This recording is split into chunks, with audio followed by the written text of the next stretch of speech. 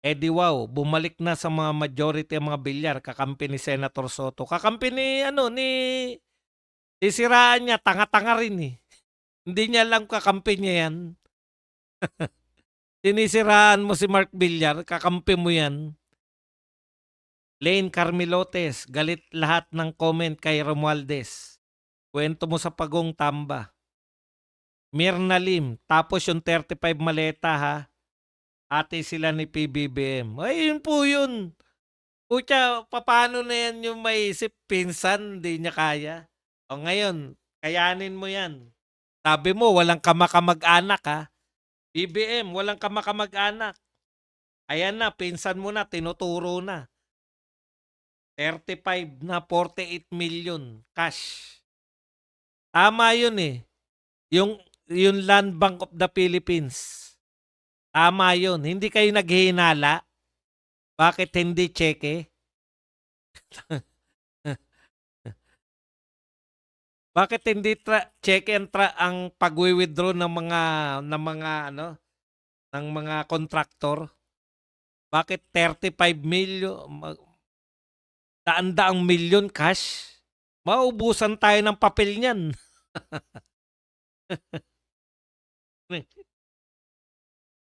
Wala pa akong na-meet na sundalong Marines na duwag.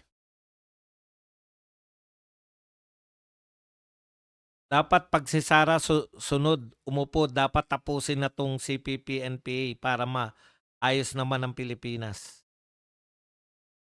Ngayon lang po sila sumigaw yung mga tropa na yan ng mga makakaliwang grupo. Ngayon lang yan hindi sumigaw na ibagsak si Marcos. Lahat po ibagsak. Totoo, di ba? Yung mga nabuhay na nung unang panahon. Mga naku, maniwala kayo. Experience nyo yan, lahat na rally yan, ibagsak. Meron pa nga US eh. US Marcos dictatorship. US Aquino dictatorship. US Ramos dictatorship. US Estrada. US putya. Panay ibagsak yun. Si Senator Marcoleta may takot sa Diyos yan. Booking na sila dahil kay Senator Marcoleta. Good job, Senator. Hindi nila masabing ibagsak kasi bagsak na. 1.5 billion sabi ni Eddie Wow. More or less 1.5 billion. Putya, maawa naman kayo. Sa sobrang dami ng mga pera ng mga to, ewan ko kung ano pang gagawin dyan. Boss Bats, asa na yung will, ano? Weye. Naintindihan? Weye. Eric Gersio. Hermione. Sir Orly, ayaw sumailalim sa WPP dahil ayaw na niya mabigyan ng script. Correct. Nakita niyo ba yun? Nanakit yung ulo ni Alcantara eh. Alam niyo to si Alcantara? Habang nagsasalita, habang nagsasalita si yung nagbabasa ng ano niya, testimonya si Gutesa. Ang tindi tumingin, no? Talagang alam mo nakatingin pero hindi 'di ba tayo pag tumingin, talagang iharap natin yung ano. Eh siya talagang mata lang pero alam mo nakatingin. Ano ibig sabihin niyan? Ng estudyante yan si Alcantara mahilig mangodigo. Putang galing mata lang eh. Hindi lumilingon na gano'n eh, talagang mata lang Alam na alam mong nangungope. Ayan, ayan po ang kahinatnan ng mga nangungopya. Magiging milyonaryo kayo. Kung bata mahilig mangodigo ang putya.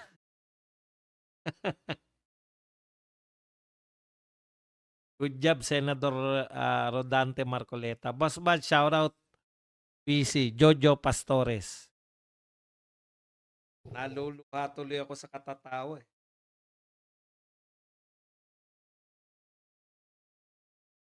Katawa kasi yun eh. Kaya tayo maaga ngayon para makarami.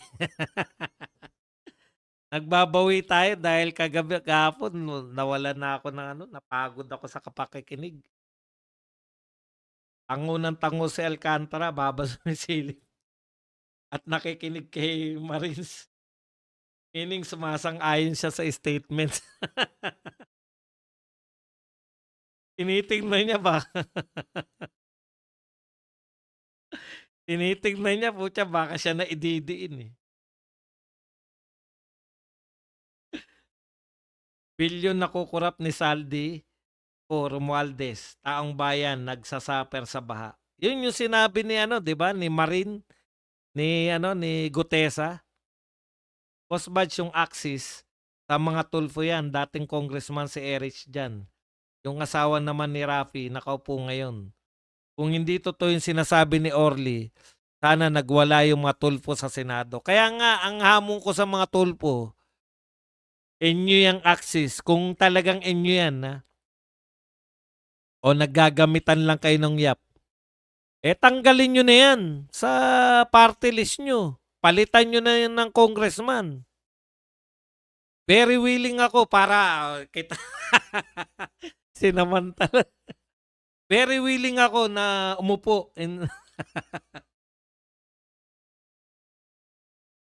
nag-volunteer si Bato. Bilyon nakukurap ni Saldi. Hello. Mangungopia si Alcantara parang exam. Good morning, Boss Badong. Torina Jabala. Sabi ni Regina Marigon nangungopia. Tindi, no? Talagang kopi. Itong marami ng katibayan, marami nagtuturo na involved sa anomaly, di pa rin mapatawag sa hearing. Eric Crescio, sigaw ni Tamba sa Batangas, boss. Bads, nalimutan mo na. Yun, yung ano. Yun. Miss Butterfly, 1.2 likes, 4.2K viewers. Dapat talaga ipakulong ang mga magnanakaw. Gaano kaya kabigat ang 1,000,000 na coins? Yun nga, 1,000, 1 kilo na eh. 1,000, tigo 1,000 pa yun eh. Pag coins yun. Natatawa ako kay Alcantara habang parang classmate mo nakatabi, humahaba leeg sa pangungopia. Hindi mahusay talaga mangopya, no? Hindi siya obvious, talagang mata lang yun. Ang tindi. But boss, ang bilis ng freeze ng mga assets nila Escudero at iba pa maliban kila Saldico at Romualdez, pare-parehas lang naman silang napangalanan. Ito po ito po. Kahit naman i-press nyo yung mga asset ng mga yan eh. Diba ang transaction nila cash basis? Meron po sa bangko yan, mga ilang milyon lang. Pero yung billion, kaya po meron silang, 'di ba sabi nga ni Magalong, kaya may mga condo unit 'yan. Kalahati ng condo nila pole vault.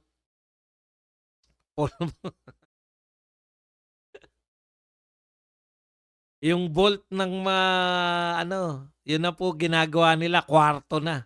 Siguro hinaharangan na lang nila ng mga nagpirme asawa ni Rapi Tulfo anak niya sa impeachment ni BP, 'di ba? Hindi na si Senator Marcoleta ang Blue Ribbon Committee chairman, pero siya pa rin ang namamayagpag. Sasabihin na naman ni Ping, agaw eksena na naman si Marcoleta. Paano na ngayon ito, Boss Badong? Hayaan na lang ba natin ang ginagamit nating salapi ay sabi? Huh?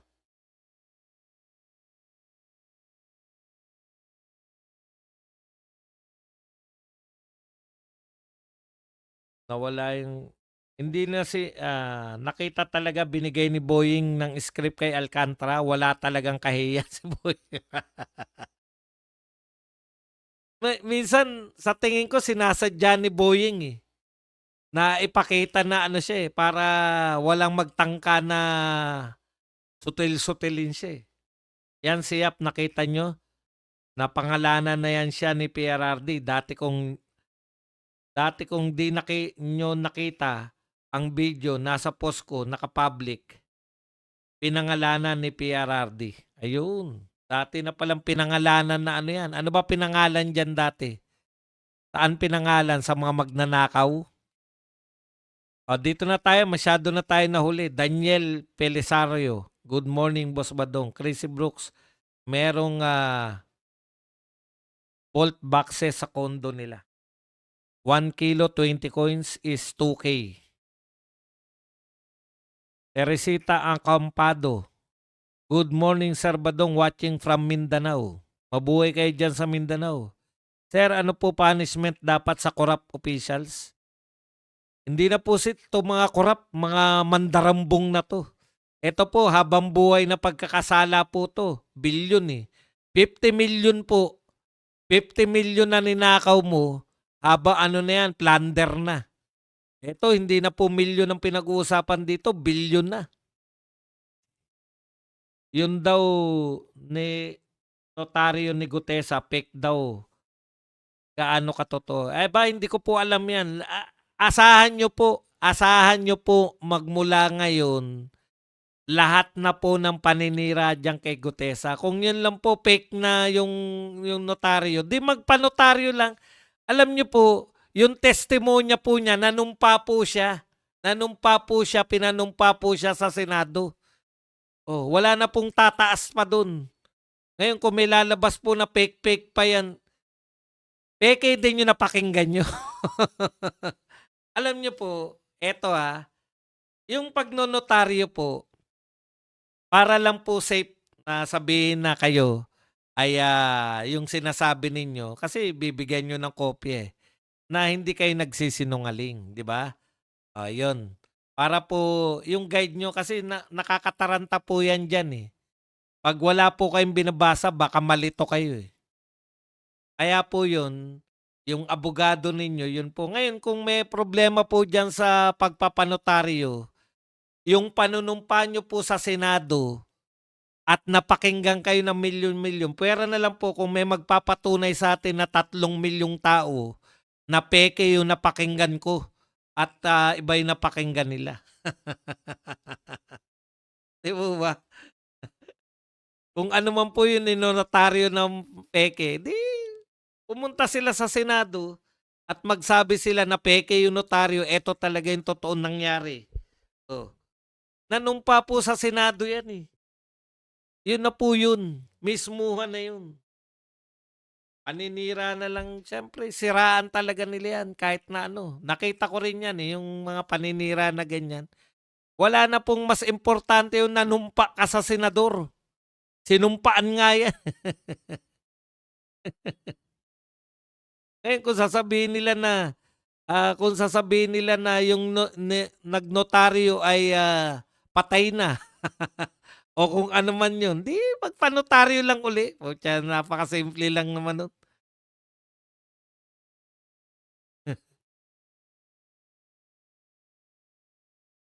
Boss Bats, ano masasabi mo doon sa independent committee na binuo ni Bangag kung hindi public ang hearing? Ito nga po yung tingin ko dyan. Diba? Alam na po natin yan na itong gobyerno na to, hindi naman po nakakalutas to ng mga suliranin natin. Ang nangyayari lang po, nakakalimutan na natin sa sobrang dami. Natatabunan na lang ng bagong suliranin. Kaya yun lang po yun. Na-master nila. Ito pa ulit-ulit na ako rito. This government mastered the art of diversion. May issue, hindi naman nila nalulutas yan eh. Before nitong issue na to, ano yung mangyak-ngyak pa? Galit na galit yung mga senador. Meron pa bang mangyak-ngyak ngayon at galit na galit na mga senador sa online na sugal? Sa mga scatter? Diba? Ang drama pa niyan. Mga buhay kinikitil. Mga buhay nasisira. Pamilyang winawasak. Kay rami ng winasak na tahanan. Kay rami ng pusong sinugatan. Diba? O ngayon, naririnig pa ba natin yan? diversion. Yung mga nauna pa, pagtaas ng presyo ng bigas, naririnig pa ba natin yan? Dati sibuyas lang problema natin eh. May mas malaki pang ang ginagawa po ng gobyerno, may problema, tapos may mas malaking problema, makakalimutan mo na yung dating problema. Ngayon po ba mamomroblema pa tayo sa presyo ng sibuyas? Eto na po yun eh, di ba? O bakit po? Kaya po yung gusto nila, kaya nga ang tingin ko diyan, ititigil na nila kaya nila inagaw kay Marcoleta eh. Etong Blue Ribbon. Kasi tingin natin, ititigil na nila. Eh nakokonsensya si Ping Lacson. Nagsalita si Tuta Soto. Ano sabi ni Tuta Soto? Mga 2 hearing na lang, tigil na to.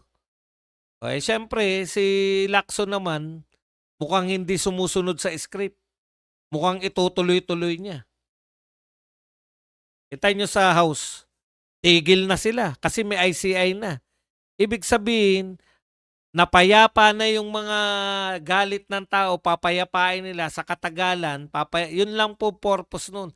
Maghintay kayo, nag-iimbestiga na nga ICI, may tinayo na nga eh. Alam nyo yun? Maghintay lang kayo hanggang sa mawala na yung galit natin. Ang dami na pong issue. Ang dami na pong issue na nakakalimutan na lang natin. Yung katulad niyan, yung pinanggalingan nito, yung mga insertion, yung mga fill in the blanks, nakalimutan po natin yan dahil nagsampa sila ng nagsampa sila ng impeachment kay BP Sara. Siyempre, mas malaking issue na nga naman yung impeachment. Doon na tayo nagtuon lahat. Yun po yun eh. Yun po yung na-master nito ni BBM. The art of diversion. Kaya diversion po yung ICI. Sa totoo lang po, magtrabaho lang yung Blue Ribbon Committee, magtrabaho lang yung NBI, yung mga ombudsman at lahat ng mga tao sa gobyerno. Eh mas matindi pa nga tong Blue Ribbon. Ang Blue Ribbon, may kakayahan siya magsabpina at the same time, kung ayaw mong umattend, may kakayahan siya mag-contempt. Yung ICI po, walang kakayahan mag-contempt. Oh, imagine ninyo. Bakit ka pa magtatayo ng isang investigative body na mas banban pa kaysa sa nakatayo na? Magtrabaho lang po yung Blue Ribbon, kaya niyan tuklasin ang lahat. Kaya po tinayo yung ICI na yan, pan-divert po yan. Ha? Wala na. O, sige, tigil nyo na yan. Eh ngayon, napasubo na sila Lacson. Pag tinigil po nila bigla yung Blue Ribbon Committee at sasabihin nila na ICI, bakit nakikita ba ng tao yung ICI? Eto, lalo na ngayon, kinanta na si Martin, may kumanta na kay Martin. Ayaw na ng taong ipatigil yan, hindi na papatigil ng tao yan.